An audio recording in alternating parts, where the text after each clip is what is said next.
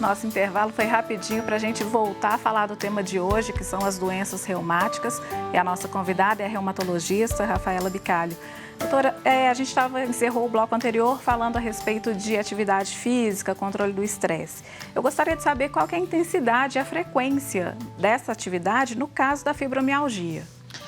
Olha, é difícil dar uma resposta que englobe todos os pacientes, porque isso vai envolver o próprio condicionamento do paciente. Mas o que eu quero chamar a atenção? Primeiro que, no caso específico da fibromialgia, a gente não tem uma atividade que seja melhor que a outra. Então, isso pode englobar tanto atividades aeróbicas, né, dança, corrida, caminhadas, quanto atividades de carga, de força, musculação. Qualquer atividade, qualquer tempo já traria algum benefício a princípio. Então, o mais importante é que o paciente converse individualmente com o seu médico e faça um programa bem orientado de atividade física.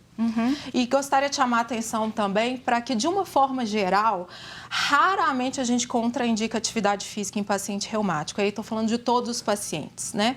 Então, em casos muito específicos, a gente contraindica em períodos muito curtos, quando a atividade da doença está muito exacerbada, quando o paciente está com alguma descompensação da função do coração ou do pulmão, mas de uma forma geral, nós, reumatologistas e médicos de uma forma geral, consideramos que o exercício físico é fundamental para o tratamento das doenças de uma forma geral, inclusive das doenças reumáticas. E o controle do estresse, imagino que seja muito importante também para não desencadear, né? Muito importante. Para todas elas, no caso da fibromialgia, acho que isso fica mais evidente ainda, mas mesmo para as outras doenças, que são as doenças autoimunes, né, o grupo do qual não faz parte a fibromialgia, a gente sabe que esses fatores emocionais, eles podem influenciar muito, inclusive desencadeando surtos da doença.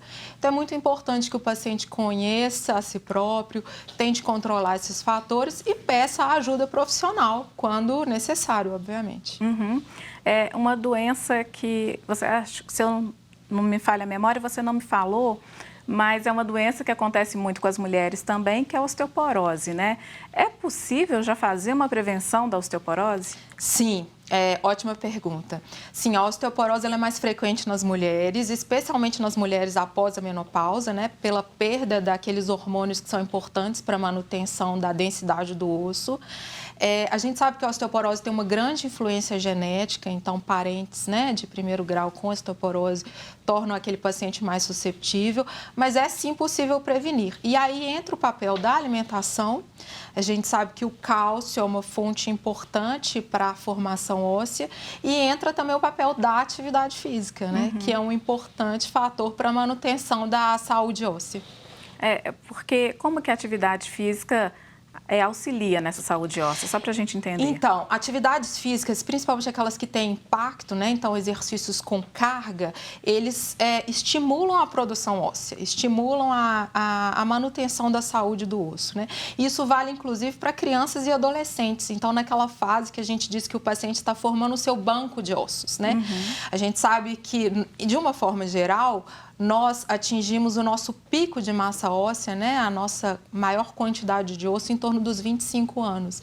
Então, crianças e adolescentes que fazem exercício físico, que têm estímulo, eles estão formando um grande banco de ossos. E as pessoas que têm os casos nas famílias, por exemplo, uma terceira geração, as duas gerações anteriores tiveram casos, existe algum complemento adicional que essa pessoa deva fazer? Porque ela potencialmente é uma candidata quase certeira, né? Sim. Sim. E aí eu chamo a atenção novamente para o exercício físico e para a alimentação, para a ingestão de uma quantidade adequada de cálcio na dieta, para evitar os fatores que a gente sabe que levam à osteoporose. Então, por exemplo, cigarro, né, é um grande causador de osteoporose, assim como várias outras doenças reumáticas. Então, se a pessoa já tem uma predisposição genética à osteoporose, ela absolutamente não deve fumar, né? Não deveria em qualquer situação nesse contexto mais ainda, e evitar outros fatores de risco, alguns medicamentos que nós sabemos que podem levar a esse quadro. Bom, e mais do que isso, acompanhar, né? Ter um médico que a acompanhe, que faça esse rastreamento da osteoporose, sabendo que ela tem uma história na família e que, quando diagnosticado inicialmente, é sempre mais fácil de tratar. quando deve começar esse acompanhamento e com qual especialista? Então, o que é recomendado é que todas as mulheres com mais de 65 anos façam rastreamento para osteoporose com o exame de densitometria óssea, né? Esse rastreamento ele pode começar antes, na presença de alguns fatores de risco, como esses que eu disse, né? Parentes de primeiro grau, tabagistas, algumas doenças reumáticas como artrite reumatoide, uso crônico de corticoide. Então, nesse caso, o médico vai avaliar cada caso. A osteoporose, ela pode ser conduzida por muitos profissionais médicos. Então, nós, reumatologistas, né, somos médicos que abordamos isso, mas também os ortopedistas, geriatras, os ginecologistas, endocrinologistas e os clínicos de uma forma geral. Uhum. E como que é feito esse diálogo entre áreas, né? Esse encaminhamento de um médico para o outro? Existe um trânsito bom para facilitar o acesso dessa paciente? Eu digo em relação ao conhecimento, né? Conversei sobre isso até com o Dr. Leandro, que muitas pessoas não têm. Às vezes as pessoas não têm o conhecimento, mas às vezes o profissional também não se atina para isso, né? Como que fica esse trânsito entre vocês no sentido de melhorar essa informação para o paciente? Então, eu acho que já foi muito pior, né? A reumatologia, as doenças reumáticas já foram muito mais desconhecidas, inclusive da classe médica. Isso tem melhorado bastante.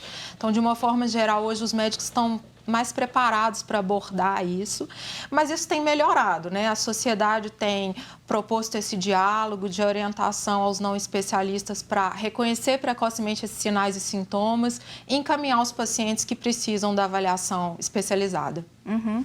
Nós falamos no início do programa a respeito de uma nova demanda que surgiu com a chikungunya, né?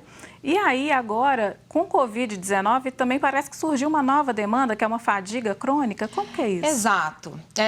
Esse quadro de síndrome da fadiga crônica, ele já é conhecido da reumatologia, ele já é um diagnóstico bastante conhecido entre nós e ele faz parte, inclusive, do grande grupo do qual faz parte também a fibromialgia, né? E já se supunha há algum tempo que esse quadro de fadiga crônica poderia advir de infecções virais, né? Uma suposição. E aí agora, com o Covid, a gente tem visto realmente alguns pacientes que tiveram Covid e que evoluíram tanto durante a infecção aguda quanto pós-Covid com um quadro de fadiga intensa que suspeitaria-se poderia ser um quadro de fadiga crônica. O fato é que a Covid, na verdade, é uma doença muito nova, né? Ela existe no mundo aí há cerca de 1 ano, no Brasil muito menos disso. Então, a gente vai precisar acompanhar mais tempo esses pacientes, ver a evolução exata da doença e desses pacientes para entender realmente se esses pacientes vão permanecer com esse quadro de fadiga e como é que será a evolução deles. Dos pacientes que não passaram pela Covid, como que é esse quadro de fadiga? Só mesmo para a gente ter uma noção e conhecer um pouco melhor. Então, é um quadro de fadiga muito intensa, que pode vir associado com outros sinais e sintomas, do tipo febre baixa, aumento de alguns gânglios, que os leigos chamam de ínguas, né? É basicamente isso. É um quadro que, de fato, parece muito com a fibromialgia. Uhum. Então, a gente vai fazer mais um intervalo para daqui a pouquinho a gente continuar conversando sobre isso. É rapidinho o nosso intervalo e daqui a pouco o De Bem com Você está de volta.